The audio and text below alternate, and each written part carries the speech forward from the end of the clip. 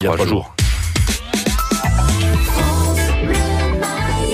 Rencontre avec un chef d'entreprise mayennais, c'est chaque matin sur France Bleu Mayenne, Pascal, et ça s'appelle Made in Mayenne. Exactement, nous sommes ce matin avec Christophe Leborgne, bonjour.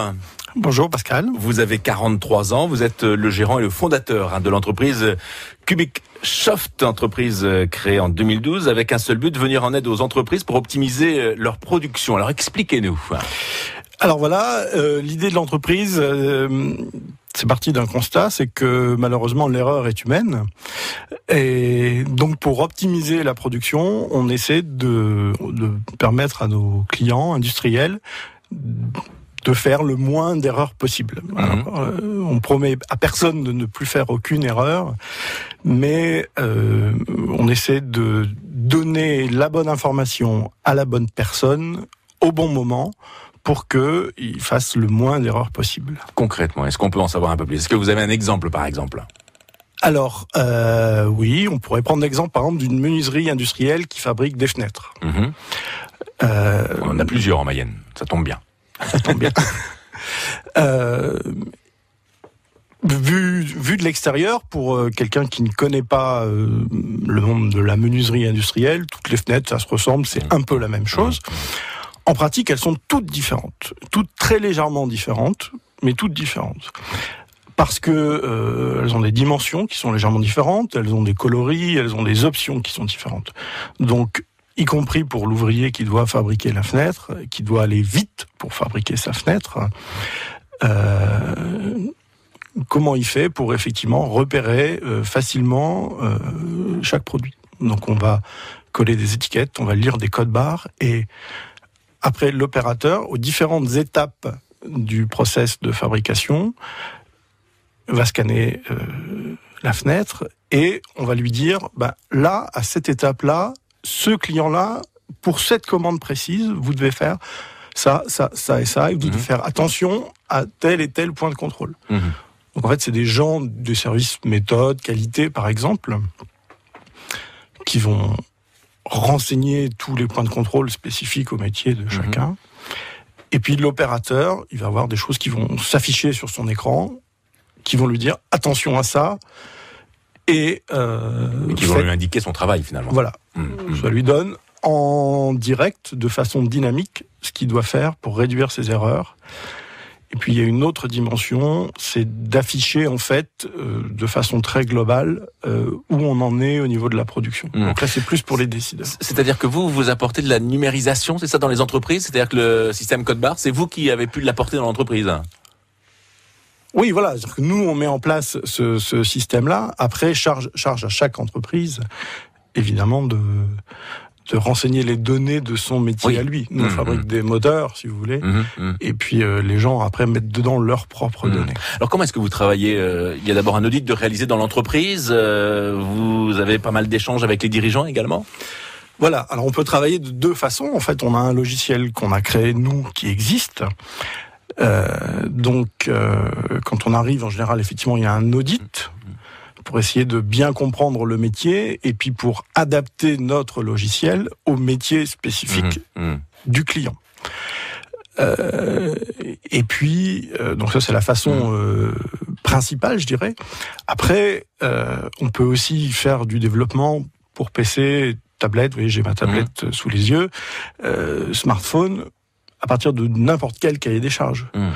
Nous, nos clients sont habituellement industriels. Aujourd'hui, on a un client qui fabrique de la chaux pour l'agriculture. Et qui n'a rien à voir forcément avec les autres entreprises. Oui, parce que moi, la question que je me pose, c'est par rapport au logiciel que vous proposez. Ce logiciel peut s'adapter à différents types de production, à différents types d'entreprises ? Oui. Mais en règle générale, avec quel type d'entreprise travaillez-vous ? Alors, généralement avec des gens qui font des séries courtes ou des produits uniques. On évoquait la menuiserie, typiquement, un client qui fait de la menuiserie. On pourrait faire de l'automobile, de la plasturgie. Un métier où on va peu, c'est l'agroalimentaire, parce qu'il y a des spécificités extrêmement précises. Mais tout ce qui est bien d'équipement, pièces de tôlerie. Et votre entreprise s'appelle Kubiksoft. Ça mérite peut-être quelques explications d'ailleurs. Alors, Kubiksoft, donc soft en anglais pour software, comme Microsoft par exemple.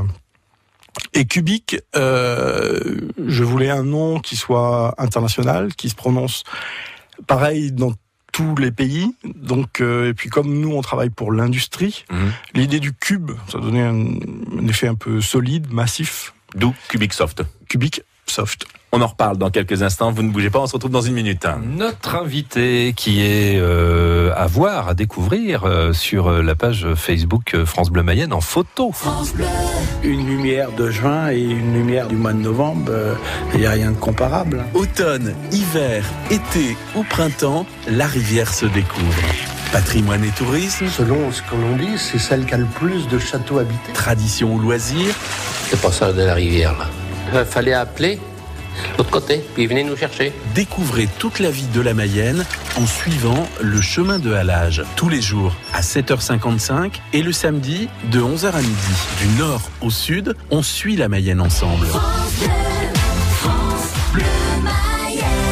Made in Mayenne avec Koi Centre d'affaires. Bureaux, locaux d'activité et services pour l'efficacité des entreprises dans un cadre d'exception à Laval et sur www.koisuccess.com. KOIsuccess.com. Avec notre invité Christophe Leborgne. Christophe Leborgne, en effet, qui est à la tête donc de l'entreprise Cubic Soft. Alors, vous l'avez dit, vous travaillez avec de nombreuses entreprises mayennaises, mais pas uniquement.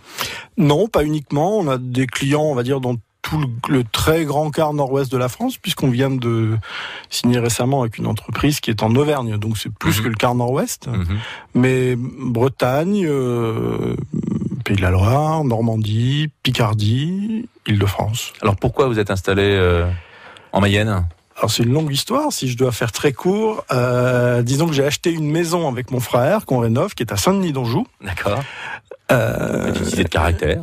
Petite cité de caractère, un très joli village où on fait du bon vin. D'ailleurs, je fais partie de l'association du vin de Saint-Denis-d'Anjou. À l'Arvem.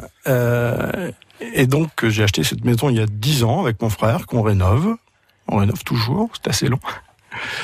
Et puis, voilà, les gens étaient agréables, sympathiques. Mais vous êtes mayennais ?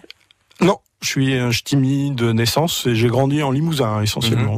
Donc vous êtes plus, c'est vraiment par amour pour ce village, pour la Mayenne que vous êtes arrivé donc dans le département. J'avais travaillé au Mans et puis à un moment j'habitais à Sablé et puis je connaissais assez peu la Mayenne et je connaissais Sainte-Suzanne. Donc, et un jour j'ai découvert Saint-Denis-d'Anjou, un autre très joli village médiéval de la Mayenne. Et puis il y avait une maison à vendre, pas très chère, on cherchait quelque chose, on l'a acheté. Et puis les gens étaient sympas, Saint-Denis-d'Anjou c'est un village qui est très dynamique. Et puis au moment de m'installer à mon compte, j'ai choisi Saint-Denis-d'Anjou.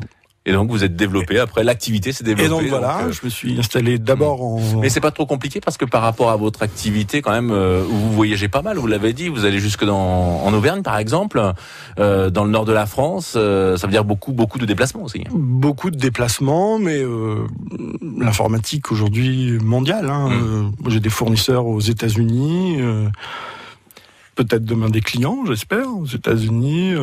Combien de personnes travaillent à Cubic Soft ? On est 3 personnes aujourd'hui. Et comment est organisé le travail alors ? Alors 2 développeurs, donc 2 programmeurs, comme on disait autrefois, et puis moi qui ai un rôle de commercial, d'organisation et de... Ça fait une vingtaine d'années que je travaille aujourd'hui, donc j'ai une bonne connaissance métier, j'allais dire. C'est quand même important de bien comprendre le métier de nos clients. Alors que développeurs sont des gens qui sont plus jeunes, qui eux sont des spécialistes de la programmation. Et qui adaptent les logiciels, qui adaptent le produit numérique finalement aux entreprises, puisque vous êtes vraiment là pour optimiser les productions des entreprises, c'est ce que vous nous disiez, et puis c'est ce que vous nous disiez, et puis éviter bien sûr les erreurs qui peuvent être commises dans les entreprises. Donc. Voilà, c'est ça. Sujet dans l'air du temps et qui vous préoccupe, l'ubérisation. C'est pas un gros mot. Alors c'est pas un gros mot et c'est un sujet dont on a beaucoup parlé l'année dernière.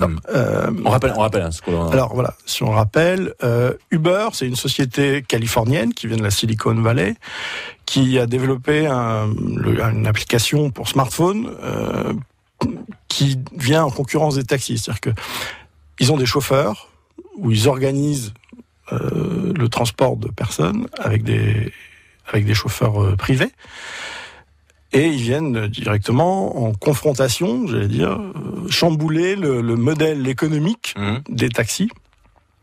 Ce qui leur a valu quelques procès. Il y a certains de leurs services qui sont illégaux en France, mais justement, ils sont californiens, ils ont énormément d'argent. En bourse, Uber, s'il était coté à Paris, serait dans le CAC 40 parmi les premiers. Ça vaut en gros à la bourse la même chose que la BNP Paribas, qui est la première banque européenne. Donc ils ont des moyens colossaux. Ils sont capables de faire face à l'État français dans les prétoires.